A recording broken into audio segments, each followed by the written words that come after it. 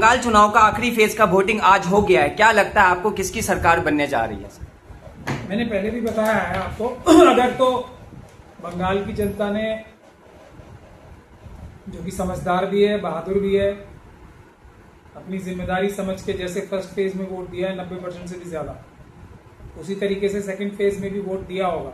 अब शायद डेटा आने भी शुरू हो जाएंगे। अभी तो जैसा कि प्रचलन रहा है अब तक चुनाव आयोग का, अभी तो वो ईवीएम में धांधली करके और वोटों की परसेंटेज बढ़ाने का काम कर रहे होंगे। अभी मैंने देखा नहीं है, लेकिन अभी तक तो वो गड़बड़ी करके परसेंटेज बढ़ा ही रहे होंगे या घटा रहे होंगे, जो भी कर रहे होंगे वो बढ़ा ही रहे होंगे वोटिंग परसेंटेज। तो उसके हिसाब से भी अगर देखा जाए तो अगर बड़ी भारी संख्या में जनता ने वोट दिया होगा बंगाल में, तो बीजेपी के हारने के चांस ज्यादा बढ़ जाएंगे।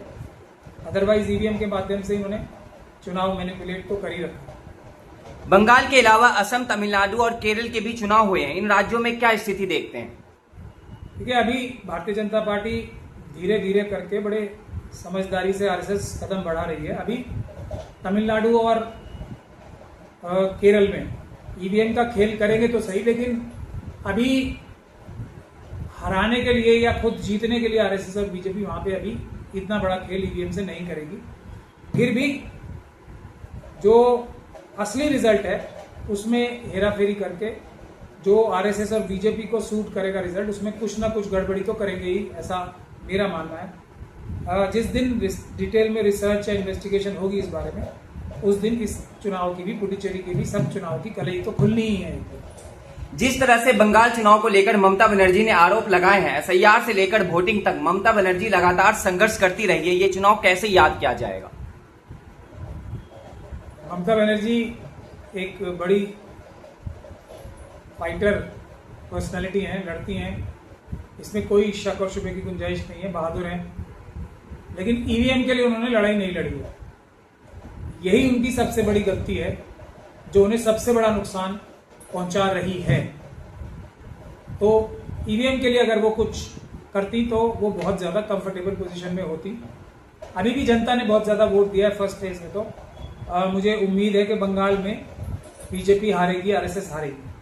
यूपी के एक पुलिस अधिकारी का भी वीडियो जमकर वायरल हुआ है। इस वीडियो के बाद राजनीतिक सरगर्मियां भी तेज हुई थी। इस वीडियो का ममता बनर्जी को फायदा हुआ है, और आपके नजरिए से ये वीडियो क्या प्रदर्शित कर रहा था?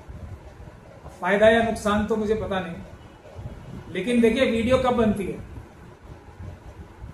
अगर हजारों लाखों जगह कोई गड़बड़ी होती है, कोई अपराध होता है, तो उसमें से हजारों में से कभी एक आध वीडियो बनती है।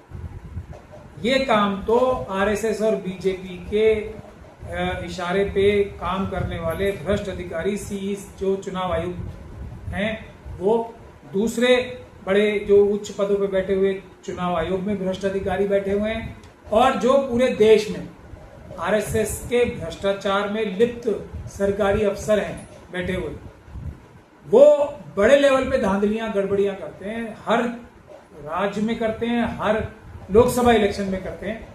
यही आतंक वो सब जगह जाके मचाते हैं। और ये वीडियो तो उन्होंने शायद खुद एक तरीके से बनवाई भी है, तो इसमें बड़ी संभ्रांत भाषा, बहुत अधिक संभ्रांत भाषा जो उनके हिसाब से होगी वो बनी है ये वीडियो।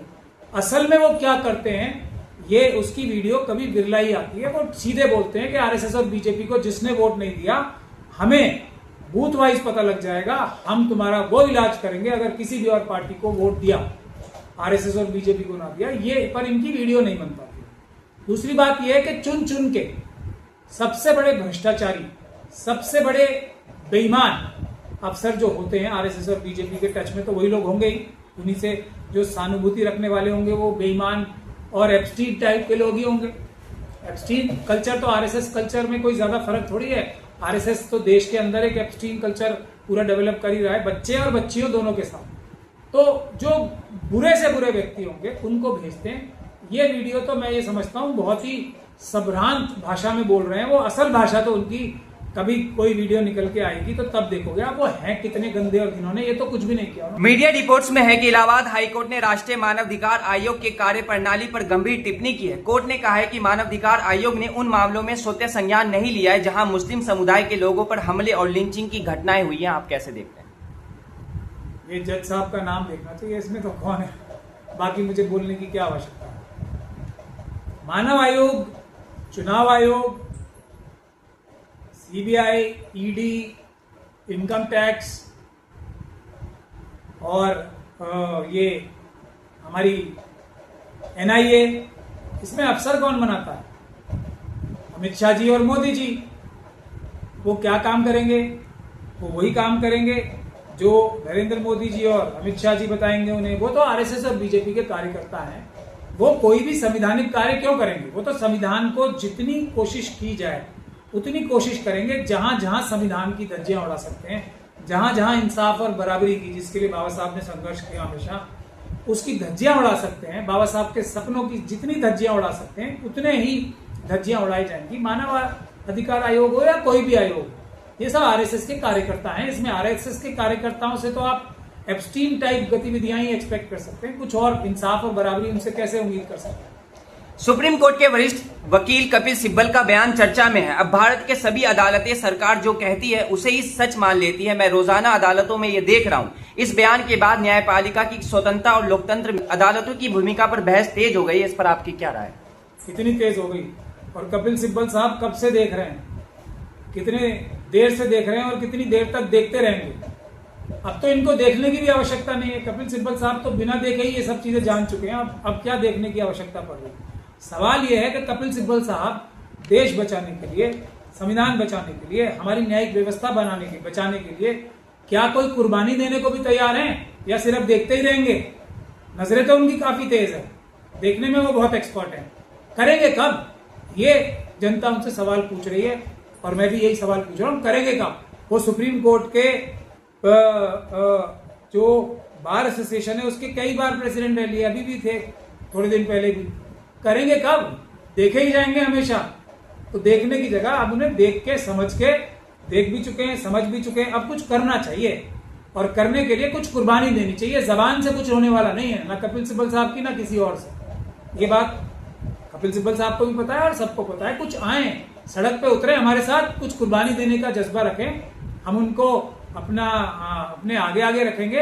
हम अब जब आंदोलन करेंगे तो कपिल सिब्बल साहब को आना चाहिए, कुछ कुर्बानी भी तो दें। ये सब तो बहुत हो गई देखने की, दिखाने की बातें।